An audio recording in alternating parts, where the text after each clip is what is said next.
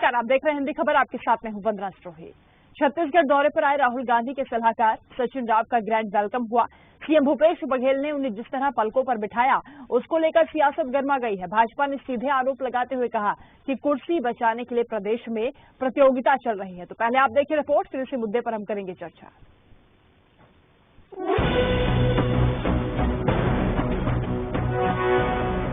छत्तीसगढ़ में ढाई साल के बीच कांग्रेस से जुड़े हर व्यक्ति के दौरे को सियासत से जोड़कर देखा जा रहा है। राहुल गांधी के सलाहकार सचिन राव एक दिन के छत्तीसगढ़ दौरे पर पहुंचे, जिनके स्वागत और सरकार के कामों को दिखाने के लिए मुख्यमंत्री से लेकर मंत्री तक जुटे रहे। इस दौरान उन्हें नवा रायपुर में वर्धा के गांधी सेवा आश्रम की तर्ज पर बन रहे सेवा आश्रम का निरीक्षण कराया गया। गायों के संरक्षण के लिए बनाया गया गौठान और गोबर खरीदी केंद्र का भी उन्होंने जायजा लिया। निरीक्षण के बाद सीएम हाउस में मुख्यमंत्री भूपेश बघेल ने खुद सारी प्रमुख योजनाओं का प्रेजेंटेशन सचिन राव के सामने पेश किया। यहाँ जो हम लोग सेवाग्राम शुरू करने वाले हैं छत्तीसगढ़ में नवा राजधानी में, तो उसे दिखाने के लिए आमंत्रित किया था। वो साइड भी देखे, साथ ही हम लोग जो ग्राम स्वराज्य की कल्पना जो गांधी जी ने की थी, तो हम लोगों ने थोड़ा बहुत जो काम किया है गौठान के माध्यम से स्व सहायता समूह को जो स्वावलंबन की दिशा में आगे बढ़े, तो वो सारे एक्टिविटीज़ हम लोगों ने दिखाए। गौठान में किस प्रकार से महिलाएं अगरबत्ती से लेके साबुन तक के और गोबर खरीदी से लेके वर्मी कंपोस्ट और सब्जी उत्पादन से विक्रय तक की कैसे व्यवस्था कर रहे हैं। सचिन राव ने योजनाओं की जमकर तारीफ की और कहा कि गांधी जी के मूल्यों पर सरकार काम कर रही है। मुख्यमंत्री के प्रयासों से सही मायने में गांव को आजाद करने में और आखिरी पंक्ति में खड़े व्यक्ति को लाभ मिलेगा। जैसे हम समझते हैं कि गांधी जी इस देश के बारे में जो सपना था, जो परिकल्पना उनकी थी, वो ग्राम स्वराज पे आधारित था। सामाजिक, आर्थिक और राजनीतिक आज़ादी गांव-गांव तक पहुंचे, हर आखिरी नागरिक, हर आखिरी इंसान तक पहुंचे। और उस प्रयास में हम लगातार चलते रहे हैं। संविधान के दिखाए रास्ते में हम चलते रहे हैं और कुछ सालों से उस सफर में इस देश में अभी रुक गया है। तो छत्तीसगढ़ आके बहुत खुशी हुई कि मुख्यमंत्री साहब के अन्य प्रयासों से सही मायने में गांव को आज़ाद करने में और आखिरी पंक्ति में खड़े हुए महिला को आज़ाद करने का काम इनका जो चल रहा है, उसके लिए बहुत बहुत शुभकामनाएं। इधर बीजेपी ने कटाक्ष करते हुए कहा कि प्रदेश में कुर्सी बचाने की प्रतियोगिता चल रही है। बड़े बड़े व्यक्ति प्रदेश में आते हैं, मुख्यमंत्री उन्हें लेने नहीं जाते, लेकिन सचिन राव के स्वागत में जुटे रहे। देखिए, जिस तरीके से प्रदेश के मुख्यमंत्री राहुल गांधी के जो सलाहकार हैं, उनकी अगवानी जिस तरीके से चल रही है, बड़े आश्चर्य की बात है कि जब बड़े बड़े लीडर्स आते हैं तब शायद मुख्यमंत्री जी वहां पहुंच नहीं पाते हैं, लेकिन एक सलाहकार के लिए वो वहां पर पहुंचने एयरपोर्ट, खैर सम्मान करने में कहीं किसी की दिक्कत नहीं है, कोई मनाही नहीं है, लेकिन राजनीतिक गलियारे में चर्चा का विषय बना हुआ है कि आखिर क्यों। तो मुझे लगता है कि जिस तरीके का परिदृश्य देश के अंदर में चल रहा है, प्रदेश के अंदर में एक परिवर्तन की लहर चल रही है और स्पष्ट रूप से दबाव के अंदर में मुख्यमंत्री जी दिखाई दे रहे हैं। इसलिए गांधी परिवार को तो प्रसन्न करना ही है और राहुल गांधी को विशेष प्रसन्न करना है। दरअसल मुख्यमंत्री भूपेश बघेल सारी योजनाओं को राहुल गांधी को दिखाना चाहते हैं और इसीलिए उन्होंने सीडब्ल्यूसी की बैठक में राहुल गांधी को छत्तीसगढ़ आने का न्योता भी दिया था, लेकिन किसी कारण से राहुल गांधी का दौरा नहीं हुआ और उनके करीबी सचिन राव को छत्तीसगढ़ भेजा गया। इस दौरे के दौरान सचिन राव की प्रतिक्रिया बेहद सकारात्मक रही। ऐसे में सवाल यह है कि मुख्यमंत्री भूपेश बघेल राहुल गांधी के सामने छत्तीसगढ़ की जो तस्वीर पेश करना चाहते थे, वो उसमें कामयाब हो पाए हैं या नहीं। रायपुर से जुल्फिकार अली के साथ ब्यूरो रिपोर्ट, हिंदी खबर।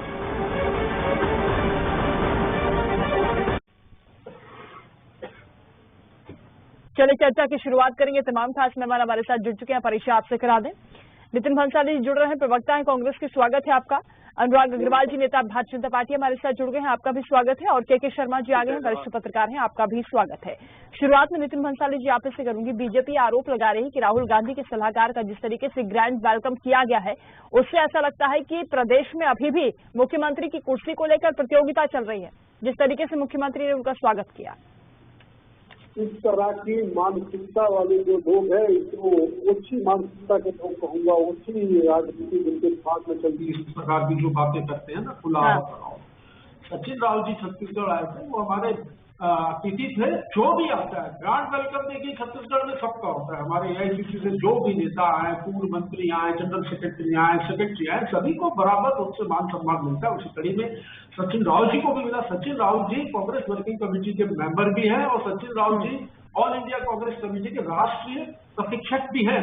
वो छत्तीसगढ़ आए थे, उन्होंने छत्तीसगढ़ के हमारे जो वर्धा में जो सेवा आश्रम है गांधी जी का, उसकी तर्ज पर छत्तीसगढ़ में जो आश्रम बनाया जा रहा है, जहां पर गांधी जी के सिद्धांतों को हमें युवाओं को और देश के भविष्य को अवगत कराना, इस दिशा में छत्तीसगढ़ की सरकार काम कर रही है। हमने माननीय मुख्यमंत्री जी ने उन्हें वह भी दिखाया, क्योंकि सचिन राव जी गांधीवादी व्यक्ति है, गांधीवादी नेता है और वो उन चीजों को समझते हैं। साथ ही छत्तीसगढ़ एक रोल मॉडल बनकर उभरा है। बहुत सारी योजनाएं छत्तीसगढ़ में ऐसी है जिनको कि अन्य चुनावी राज्यों में भी लागू किया जाना है, और चूंकि वे राष्ट्रीय प्रशिक्षक हैं तो निश्चित तौर पर वो इस चीज का विश्लेषण करेंगे और आगे भी अन्य राज्यों में भी हम इस तरीके की योजनाओं को ले जाकर वहां पर बेहतर काम करने की कोशिश करेंगे। इसको यदि कोई राजनीतिक रूप में लेता है तो बहुत गलत है।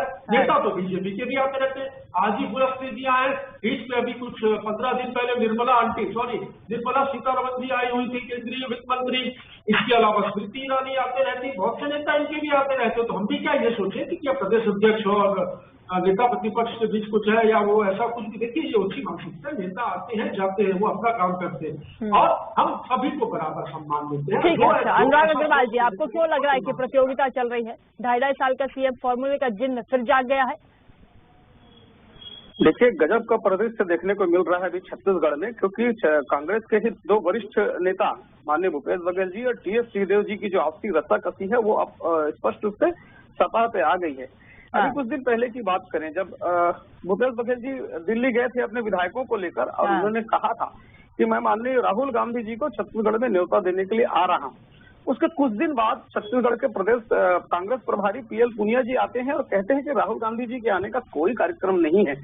फिर उनके सलाहकार सचिन राव जी आते हैं और उसका जिस प्रकार से स्वागत किया जाता है या जिस प्रकार से उनकी चाटुकारिता की जाती है वो अद्भुत है। अब सचिन राव जी यहाँ क्यों आए हैं वो तो वही जाने। जैसे 2.5 साल का फार्मूला TS सिंहदेव जी, राहुल जी और भूपेश जी जानते हैं, वैसे सचिन राव जी यहाँ क्यों आए हैं वो तो वही जाने। लेकिन जहाँ तक गांधीवादी मानसिकता की बात है या गांधीवादी सिद्धांत की बात है, तो गांधी नाम को ब्रांड बना के बेचने वाले लोगों से गांधीवादी सिद्धांत की इच्छा और उम्मीद करना बड़ा बेमानी होगा। गांधी जी की अगर इच्छा की बात करें या गांधी जी के सिद्धांतों की बात करें तो आजादी के बाद तो गांधी जी ने स्वयं स्पष्ट रूप से कहा था कि एक उद्देश्य को लेकर एक छतरी के नीचे पूरा देश एकत्र हुआ, अब वो उद्देश्य प्राप्त हो चुका है तो अब कांग्रेस को भंग कर देना चाहिए। लेकिन कांग्रेस के सत्ता लोलुप लोगों ने उन बातों को बिल्कुल ध्यान नहीं दिया। एक बड़ा विषय बनाया गया कि देश का विभाजन हो रहा है क्योंकि जिन्ना जी और उनके मुसलमानों को एक अलग राष्ट्र चाहिए। नितिन जी, आपको वंदना जी, आप बहुत अच्छे से जानते हैं कि आजादी के समय या आज तक लगभग जितने मुसलमान पाकिस्तान में हैं उतने ही मुसलमान भारत में हैं। मतलब धर्म के नाम पे देश का बंटवारा नहीं हुआ, लोलुपता में देश का बंटवारा हुआ और आज तक ये जो चाटुकारिता चल रही है वो अद्भुत है। नहीं, सचिन राव से लेकर आप हिंदू मुसलमान कैसे पहुंच गए?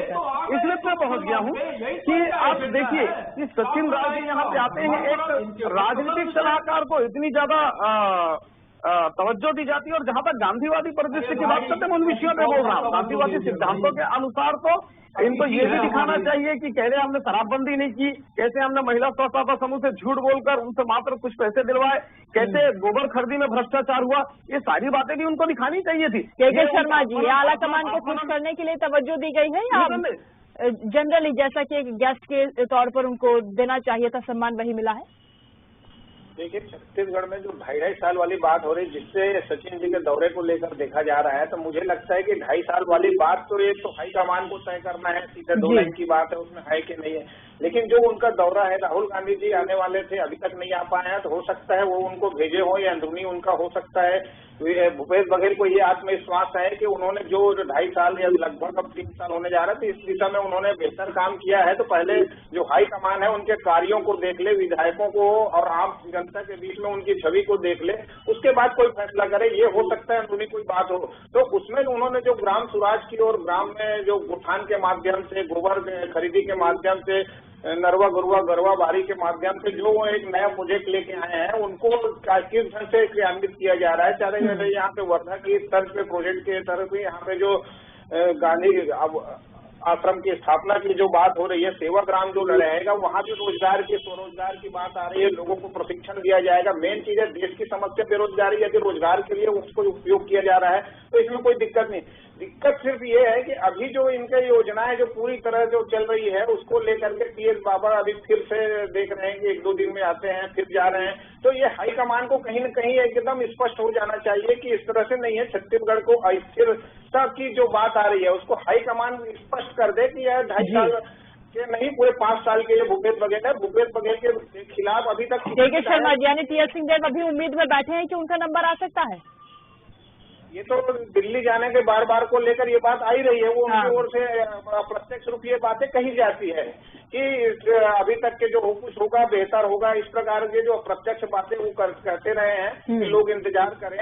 लेकिन अभी जो काम चल रहा है, उसी तरह भूपेश बघेल जो अपने काम के आधार पे, अपने प्रेजेंटेशन के आधार पे हाईकमान को एक संतुष्ट करना चाहते हैं कि छत्तीसगढ़ में जो उनका कार्य है, सरकार की जो कार्य प्रणाली है, चाहे गांधीवाद के आधार पे बात करें या कांग्रेस की मूल नीति के आधार पे बात करें, ग्राम स्वराज की बात करें, ये पूरी दिशा में हम उस दिशा में काम कर रहे हैं। हमारे काम को लेकर के अभी तक मेन बात है कि किसी को हटाना है तो विधायकों की जिम्मेदारी होती है, विधायकों का बहुमत किधर है ये है। तो विधायकों को लेकर के अभी जैसे आप देख रहे हैं कि 50 से ज्यादा लोग दिल्ली गए थे, भूपेश बघेल के साथ पूरे मंत्री विधायक एक साथ खड़े दिख रहे हैं। तो ऐसी स्थिति में हाईकमान को लिए एक कठिन स्थिति हो जाती है जब आते हैं उनके सलाहकार आके यहाँ सचिन जी तारीफ करके जाते हैं कि बेहतर काम सरकार कर रहा है, तो किस ढंग से इन्हें हटाया जाए। केवल एक बात के लिए कि आपने कभी वादा किया कि 2.5 साल वाली, इसके अतिरिक्त और कोई बात तो नहीं। नितिन भंसाली जी, कांग्रेस के जितने मुख्यमंत्री हैं, सबसे ज्यादा लोकप्रिय मुख्यमंत्री के रूप में भूपेश बघेल ने अपने काम से खुद को पेश किया है, फिर आशंका क्यों है बार बार?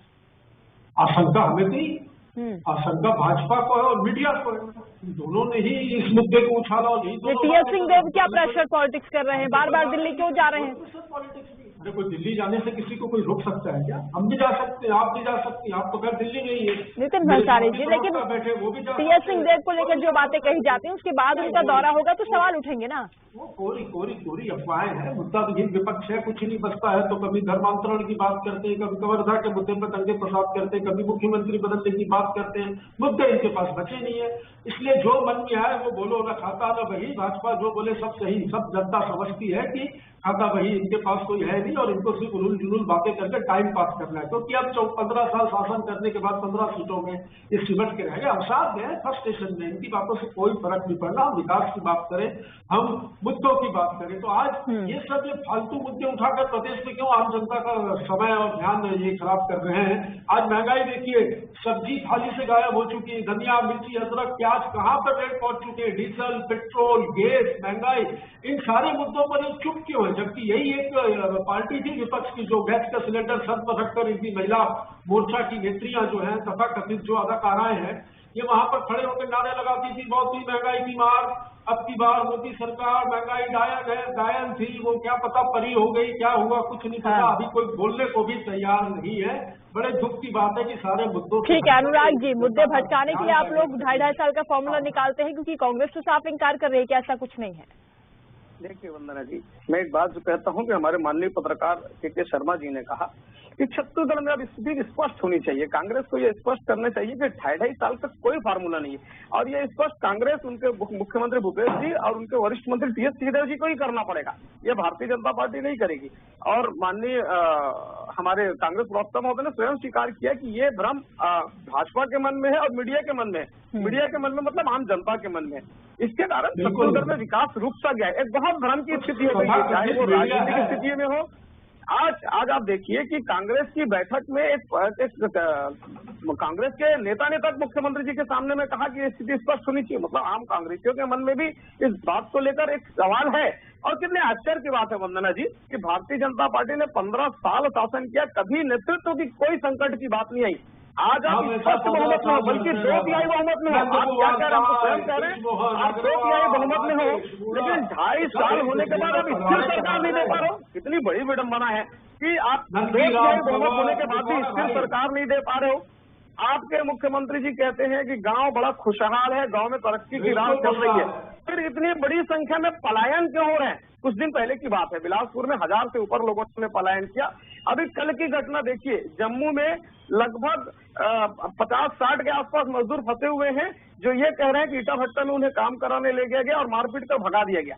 देश के विभिन्न प्रांतों से बंधक बनाए गए मजदूर वापस लाए जा रहे हैं। इनके पास पलायन का रजिस्टर तक नहीं है। छत्तीसगढ़ में अराजकता की स्थिति ये है कि छत्तीसगढ़ में अराजकता की स्थिति ये है कि एनसीआरबी की रिपोर्ट कहती है कि अनुपातिक रूप से उत्तर प्रदेश और बिहार से ज्यादा अपराध छत्तीसगढ़ में हो रहा है। हर दिन लगभग 12 महिलाओं से बलात्कार हो रहा है। ठीक है, अच्छा के शर्मा जी, कंफ्यूजन जो क्रिएट हो रहा है मुख्यमंत्री को लेकर, ये आला कमान की देन है? निश्चित रूप से जो बातें हुई होगी, वहाँ पे 4 लोग रहे होंगे, राहुल गांधी जी, भूपेश बघेल जी, ताम्रध्वज साहू जी और टी.एस. सिंहदेव जी। तो इनके बीच में चरणदास मांझी स्पष्ट कर चुके हैं कि मैं दौड़ से बाहर हो चुका हूँ, अब 2 लोग हैं, सेमीफाइनल फाइनल इनके बीच ही होना है। ये बात उन्होंने कही है। अब इसको लेकर के बात ये आ रही है कि हाईकमान जब तक इतनी मीटिंग हो चुकी है, राहुल गांधी जी छत्तीसगढ़ आने की बात कही थी, भूपेश बघेल के आमंत्रण को स्वीकार किया, तो ये विरोध क्यों हो रहा है, रुक क्यों हो रहा है? एक बात। दूसरी चीज है जो इनके दौरे को लेकर आ रहा है, तो दौरे सचिन के दौरे से लगता है कि जिस तरह से भूपेश बघेल को उत्तर प्रदेश का पर्यवेक्षक बनाया गया है और यहाँ की योजनाएं जो है, यहाँ जैसे धान खरीदी का मामला है, ऋण माफी का मामला हो, चाहे ये गोबर खरीदी का मामला हो, एक उत्तर प्रदेश में भी इस प्रकार की योजनाओं को किस ढंग से लागू किया जाए, ये भी हो सकता है कि रणनीति सलाहकार है तो उत्तर प्रदेश चुनाव अभी तो कांग्रेस के लिए महत्वपूर्ण है, वहाँ पे छत्तीसगढ़ से ज्यादा महत्व अभी उत्तर प्रदेश का है, तो वहाँ के लिए किस प्रकार की नीति बन सकती है जो देख के जा रहे हैं, उसके आधार पर घोषणा पत्र में उत्तर प्रदेश में ये सब बातें। छत्तीसगढ़ चूंकि 15 साल के शासन को हटा करके 70 विधायक लेके आना ये बड़ी उपलब्धि रही है, तो एक नीति के रूप में कांग्रेस इसको एक मॉडल के रूप में छत्तीसगढ़ मॉडल उत्तर प्रदेश चुनाव में हो सकता है। जी नितिन भंसाली जी, छत्तीसगढ़ मॉडल का जिक्र तो दिल्ली में भी हुआ था, असम में भी हुआ था, अब यूपी ले जाने की तैयारी है क्या? इसी क्रम में ये पूरा कार्यक्रम हुआ है? छत्तीसगढ़ में जिस तेज गति से विकास हुआ है, यहाँ के रोल मॉडल को देखिए। केंद्रीय एजेंसियां भी, केंद्र सरकार भी छत्तीसगढ़ की बहुत सी योजनाओं की तारीफ कर रही है, अवार्ड दे रही है, और ये भी हुआ है कि गोबर खरीदी के विषय पर तो केंद्रीय समिति यहाँ पर आकर निरीक्षण भी करके गई है, और इनके ही केंद्रीय सड़क एवं परिवहन मंत्री नितिन गडकरी ने भी कहा कि इस प्रकार की योजना तो केंद्रीय स्तर पर लागू होनी चाहिए। तो छत्तीसगढ़ रोल मॉडल बनकर उभरा है। निश्चित तौर पर छत्तीसगढ़ की चर्चा जो है पूरे देश में हो रही है, और बहुत सारी योजनाओं की तो भाजपा के केंद्रीय नेता भी तारीफ कर रहे हैं। अब इनके पेट में दर्द क्यों है, ये तो मेरी समझ से बाहर है, खासकर छत्तीसगढ़ के भाजपा के नेताओं के पेट में दर्द। मैंने जैसा कि कहा कि फ्रस्ट्रेशन में है, अवसाद में है, इनके पास कोई काम बचा नहीं है, मुद्दे बचे नहीं है, मुद्दा विहीन विपक्ष है, तो कुछ न कुछ करके उलूल जुलूल बातें करके अपने आप को राजनीति में जिंदा रखने का बहुत भारी प्रयास कर रहे हैं, लेकिन मुझे दुख है कि सफल नहीं हो पा रहे। अनुराग जी बोलना चाह रहे हैं, बोलिए सर। नितिन भंसाली जी ने भी कहा कि राहुल गांधी जी ने छत्तीसगढ़ के दौरे की सहमति दी थी। अभी पुनिया पुनिया जी आए थे, उन्होंने कहा था कि ऐसी कोई बात नहीं। वही तो बहुत बड़ा जो भ्रम की स्थिति है, वही तो दूर करने की बात हम कह रहे हैं कि छत्तीसगढ़ में वास्तविक स्थिति क्या, ये कांग्रेस स्पष्ट करे ना। और एक बात तो नितिन भंसाली जी सही कहते हैं कि छत्तीसगढ़ की चर्चा तो पूरे देश में हो रही है, लेकिन किन कारणों से हो रही है? इनके विधायक इनके एक वरिष्ठ मंत्री पे हत्या करने का आरोप तक लगाते हैं, और उसके काउंटर में बिलासपुर के विधायक शैलेश पांडे जी कहते हैं कि हम टी.एस. सिंहदेव के आदमी हैं, इसलिए मुख्यमंत्री जी हमें निशा बनाकर हमारे खिलाफ अपराध दर्ज करा रहे हैं। ये सारे कांग्रेसी कह रहे हैं। प्रेम साय टेकाम जो कहा जाता है कि टी.एस. सिंहदेव जी के ग्रुप से हैं, उनके खिलाफ बृहस्पति जी मोर्चा खोल देते हैं। मतलब इतना ज्यादा अंतर विरोध जो इनके अंदर है, जो इनके ही लोग उन चीजों को स्पष्ट कर रहे हैं, वही छत्तीसगढ़ की जनता जानना चाहती है कि भाई आपको हमने स्पष्ट बहुमत दिया है, आप अधोसंरचना के एक भी काम नहीं करते हैं, शराबबंदी का वादा पूरा नहीं करते, अपराध में पूरा छत्तीसगढ़। अनुराग जी, अगर काम नहीं हो रहे हैं तो राहुल गांधी के सलाहकार को मुख्यमंत्री क्या दिखा रहे थे? ये कौन सी योजना है? वही तो हम जानना चाहते हैं कि राहुल जी के सलाहकार आए किस लिए, ये तो स्पष्ट करें। ये तो राहुल गांधी आने वाले बोल रहे थे, उनके सलाहकार आ गए और किस लिए आए ये तो स्पष्ट करें। आज तक तो छत्तीसगढ़ की जनता ये जानना चाहती है कि उस बंद कमरे में राहुल जी, टीएस सिंहदेव जी और भूपेश बघेल के बीच जीत क्या हुआ। इतना बड़ा असमंजस का वातावरण छत्तीसगढ़ में है, सबसे पहले इसे ठीक करना चाहिए। अभी नितिन नौतानी जी कहते हैं राहुल गांधी आने वाले थे, पूनिया जी कहते हैं राहुल गांधी के आने का कभी कोई कार्यक्रम नहीं था। मुख्यमंत्री स्तर का व्यक्ति अगर इस प्रकार की झूठ बोले तो बड़ा आश्चर्य होता है। और एक बात आप समझिए, केंद्र की इस लड़ाई में केंद्र की बहुत सारी योजनाओं का छत्तीसगढ़ के लोगों को लाभ नहीं मिल रहा है। प्रधानमंत्री आवास योजना जिसमें लगभग 7 लाख मकान छत्तीसगढ़ को मिले थे, उसमें से सरकार ने मात्र 1.5 लाख मकान को स्वीकार किया। नल जल योजना में कुछ दिन पहले केंद्रीय मंत्री आए थे, उन्होंने बात बताया कि पहली किस्त तक नहीं वसूल पाए। ऐसी बहुत सारी योजनाएं। अच्छा, के शर्मा जी, कहा जाता है कि जो वादे किए थे उन्हें पूरा करने में कोरोना के कारण दिक्कत आई है, लेकिन सरकार की फिर भी कोशिश है कि सारे वादे पूरे किए जाएं। के शर्मा जी, कांग्रेस स्पष्ट रूप से बार बार कह रही है कि हम 5 साल के लिए 5 साल में पूरा करेंगे। ये उनकी स्पष्ट बातें आ रही, चाहे शराबबंदी का हो चाहे जो भी हो। लेकिन जो विकास के मामले हैं, जो प्रमुख उनके वादे थे, जो अभी जैसे धान खरीद जो बात आ रही है कि हमने बिजली बिल आधा किया है, तो ऐसे जो कुछ बड़े योजनाएं हैं जिनको लेकर के मुझे लगता है कि एक रणनीति कांग्रेस जो है वो ऊपर ले जा सकती है उत्तर प्रदेश की ओर। चाहे बिजली बिल माफी की बात जो वहाँ कांग्रेस और पंजाब में कहीं भी आ रही है, जहाँ की कांग्रेस है वहाँ पे छत्तीसगढ़ मॉडल के रूप में आया 70 विधायकों को जीतना है, एक बात। दूसरी चीज जो स्पष्ट नहीं होने के कारण यहाँ है, चाहे बृहस्पति सिंह का मामला हो, चाहे शैलेश पांडे का मामला हो, चाहे शिक्षा मंत्री पर आरोप लगे ट्रांसफर को लेकर के, तो ये जो कांग्रेस के भीतर की स्थिति को बेहतर करने की जिम्मेदारी हाईकमान की है। और हाईकमान को ये स्पष्ट एक बार में स्पष्ट करने राहुल गांधी जी एक छत्तीसगढ़ के किसान से भी बात करते हैं, उनसे भी यदि कह देते कि छत्तीसगढ़ में भूपेश बघेल पार्षद, बात खत्म हो जाती। तो ये बातों को क्यों बढ़ाया जा रहा है, क्यों बार बार इस तरह से किया जा रहा है, ये समझने वाली बात है। और बार बार मीडिया नितिन भंसाली जी, देखिए सवाल यहाँ पर ये उठ रहा है कि आला कमान एक बार स्पष्ट कर दें तो जो तमाम अफवाहें भी चल रही हैं तो उन पर विराम लग जाएगा। अरे जो अफवाहें हैं ही नहीं, उसको अफवाह बनाने का काम कौन कर रहा है? नहीं, भारतीय जनता पार्टी। बीजेपी बार बार सवाल उठाती है ना सर। अरे तो मुद्दे ही नहीं है तो सवाल उठाएंगे नहीं है। इनके पास मुद्दे कौन से हैं? किसान खुश है, मजदूर खुश है, युवा खुश है, महिलाएं खुश है, प्रदेश में खुशहाली का माहौल है। अब ये करे क्या? तो राजनीति करनी है तो कुछ नहीं, तो ये मुद्दे बोले। एक ही लाइन तो बोलनी है ना सर कि ऐसा कुछ है नहीं, 2.5 साल का फॉर्मूला बेकार चीज है, नहीं होगा ऐसा। नहीं, ऐसा कुछ भी नहीं है। और हमारा अगर ऐसा कुछ है नहीं है, इसका आकलन या इसका वो करने का अधिकार जो है वो भाजपा को। देखिए यानी है कंफ्यूजन, आप कुछ स्वीकार कर रहे थे। नहीं, ऐसा कुछ भी नहीं है, मैंने कब कहा कुछ है। ठीक है, अच्छा अनुराग जी बोलेंगे लास्ट कमेंट। ठीक है अनुराग जी, सबसे बड़ी तकलीफ बीजेपी को क्यों है? मेरे तरफ से प्रश्न ये बता रहे ना अनुराग जी, क्या तकलीफ है? अनुराग जी बता रहे, 30 सेकंड से जल्दी से बोलिए। देखिए नितिन जी, मुझे लगता है कि आपसे बड़े नेता माननीय टीएस सिंहदेव जी और इस दोनों को इस मामले में स्पष्ट नहीं करना है। एक बड़ी बात समझिएगा वंदना जी, जब केंद्र में कांग्रेस का केंद्रीय नेतृत्व कमजोर होता है तो पूरे देश में ये हालत बनती है।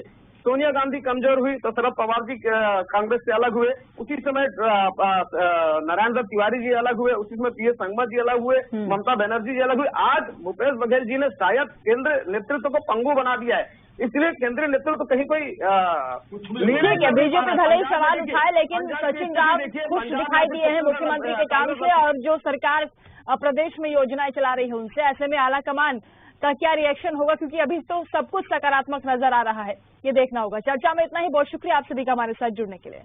नमस्कार।